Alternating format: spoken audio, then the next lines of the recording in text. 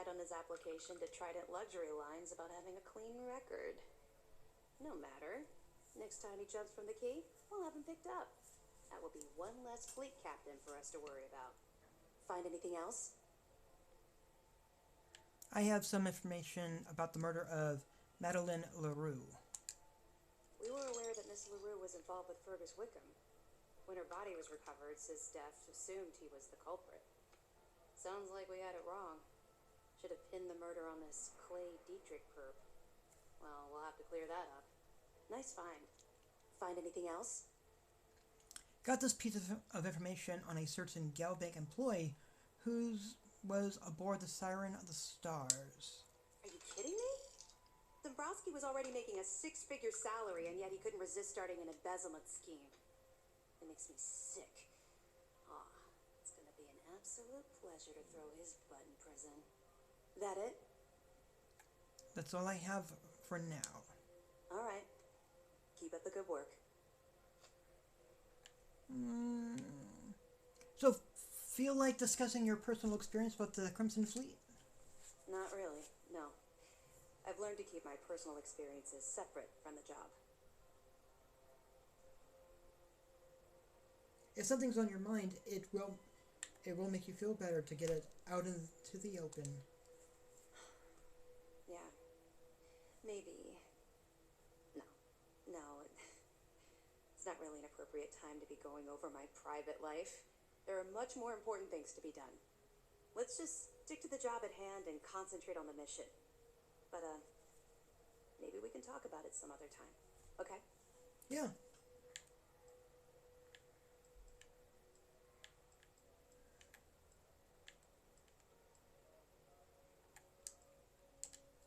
I'll be here if you have any more questions.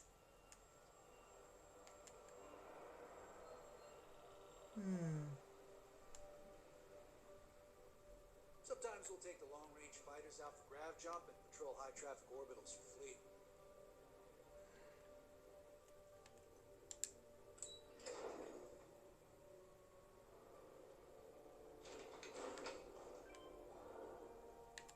So, they're currently at an impasse. Captain, do you require my assistance? No, but we're doing good, Vasco. Thank you. Ooh, I see you're adjusting your hand. How is your hand?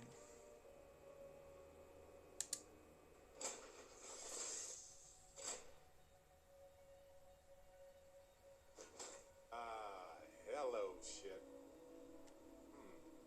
This place needs more decorations, don't you think? Possibly.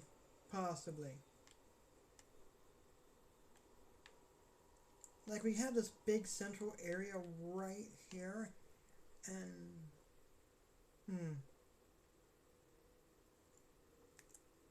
Well.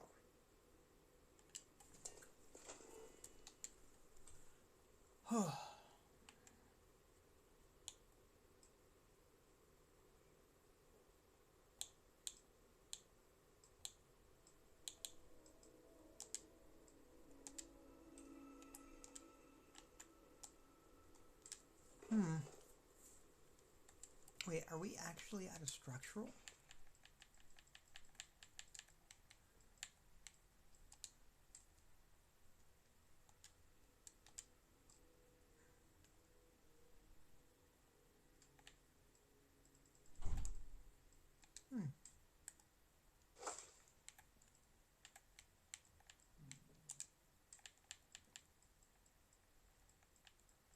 What do we got? Coffee bags, yes.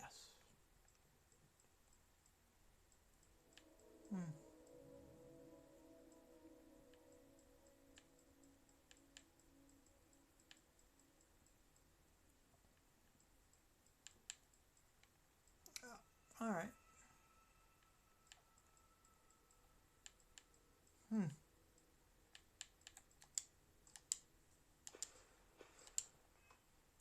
All right. And how are we sitting? About halfway towards level 66.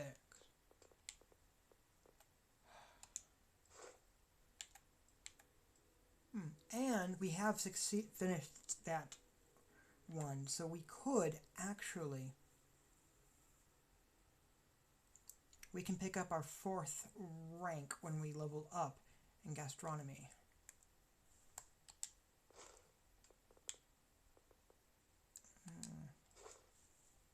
And then we can work on having food and drink be more effective for us, which is good.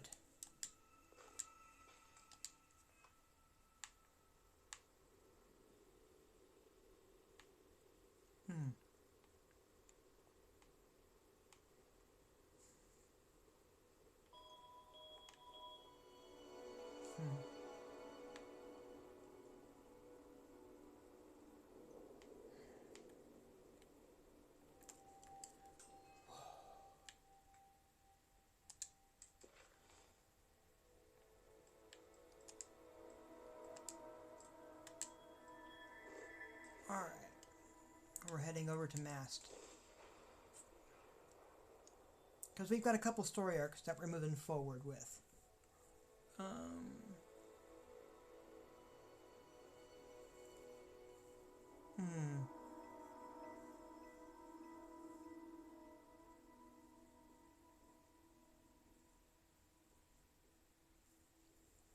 It's all good.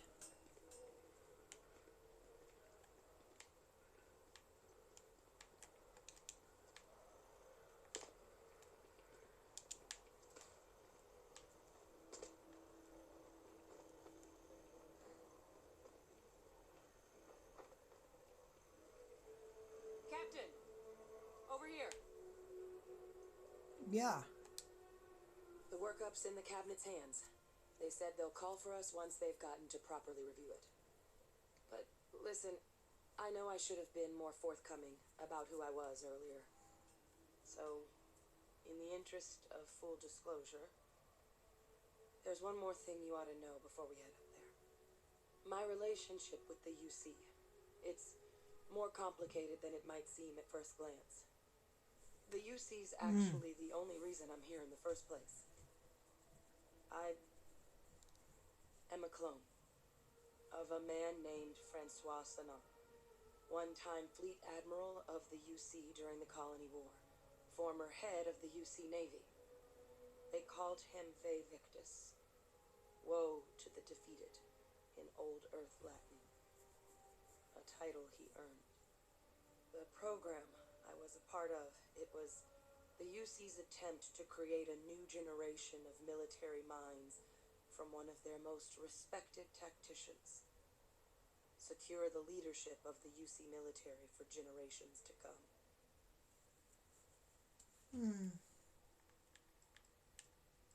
This Ve Victus must have been an impressive commander for the UC to want to clone him. He would have happily told you he was one of the greats. Ultimately, though, it didn't matter. The man I was cloned from, my father, was executed for acts he committed during the war. The man caused a lot of death on both sides. Freestar Collective and UC. Military and civilians. And the things he did, well, they're a part of the reason the UC and Freestar Collective aren't really on great terms to this day. So my involvement, it could be another obstacle they throw at us up there. I just wanted you to be forewarned. You're not your father. If the cabinet doesn't see that, it's their problem, not yours. I really appreciate you saying that. I just thought you deserved to know, considering how much you've done already. You know, while we've got a second, was there anything else we needed to discuss? I know you got dropped into the middle of this pretty fast.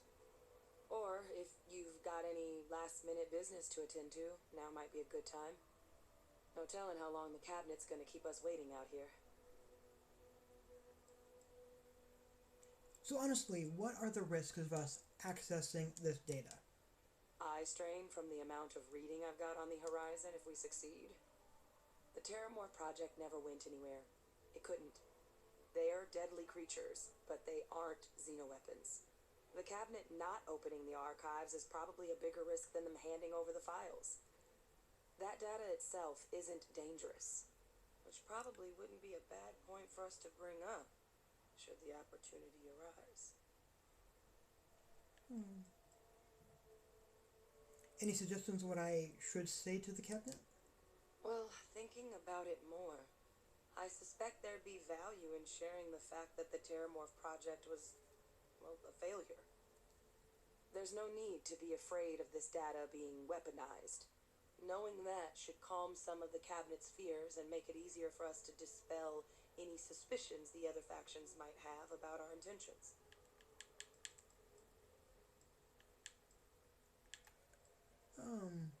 So your eyes, they're red.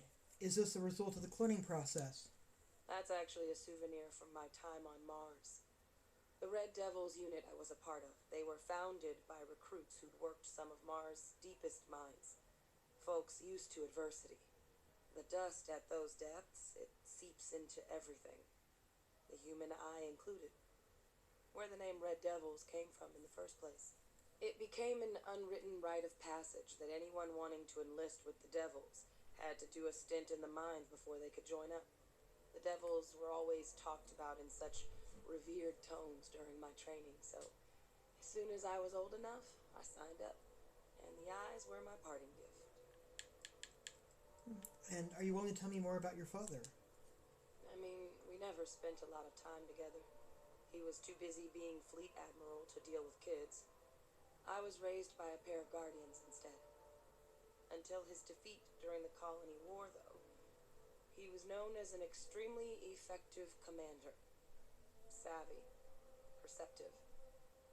That mind opened a lot of doors for him. And for me too.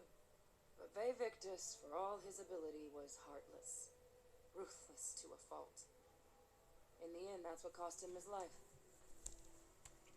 Alright, I don't have any more questions.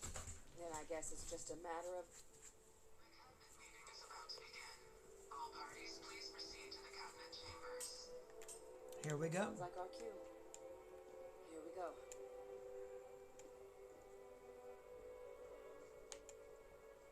Well, they drive a pretty hard bargain for new recruits. I certainly couldn't say no.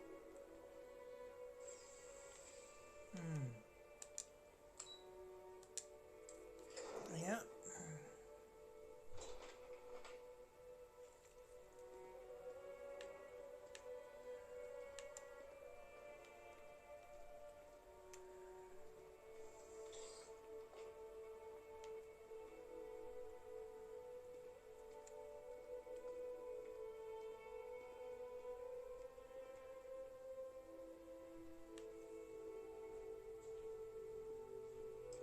Ah, welcome. You must be the captain Hadrian mentioned in her report. You have our thanks for the risks you faced in securing this information. Hadrian made it clear that addressing this issue required the utmost urgency. Oh, I'm sure she did. Yes, well, precisely how urgent is what I hope we'll determine here today.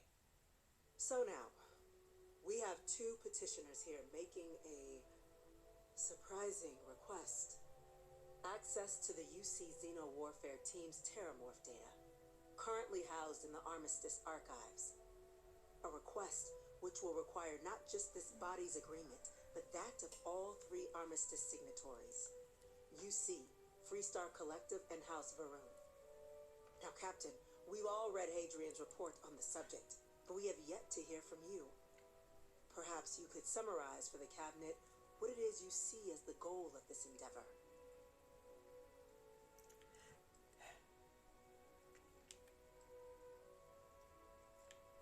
We need the archival data to find out a way to stop a possible Terramorph apocalypse.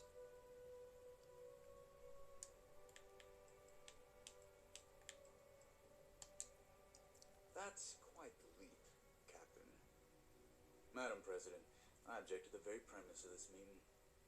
While no one would argue that what happened on Tau Ceti was anything less than a tragedy, Terramorph attacks are not some sudden new threat on the horizon.